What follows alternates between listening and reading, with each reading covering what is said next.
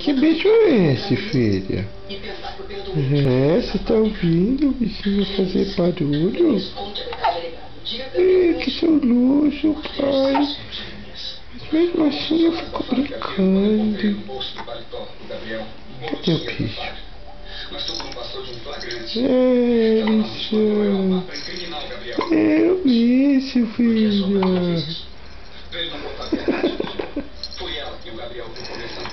Essa menina esperta, né? Olha, já prendeu bastante bicho.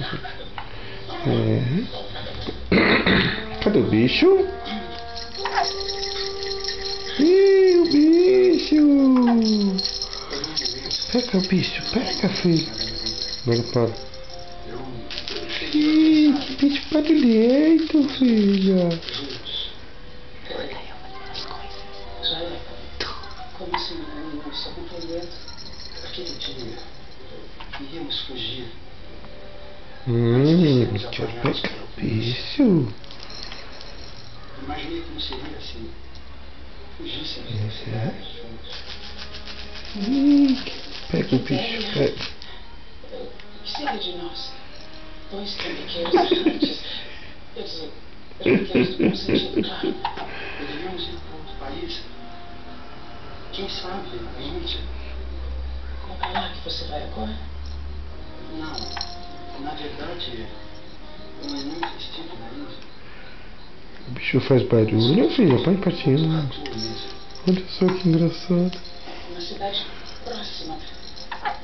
Talvez um dia eu possa visitar.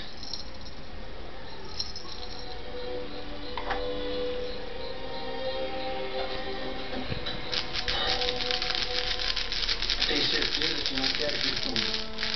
Não, já é. Que barulho é esse, filha? Apesar de ser um sem vergonha e ver as minhas custas, o resto Deixa pego, mãe, também. Olha que bonita.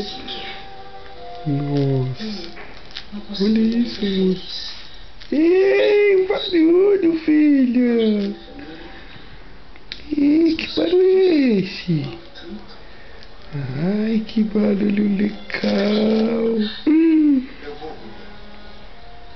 Ih, mãe, que barulho é esse?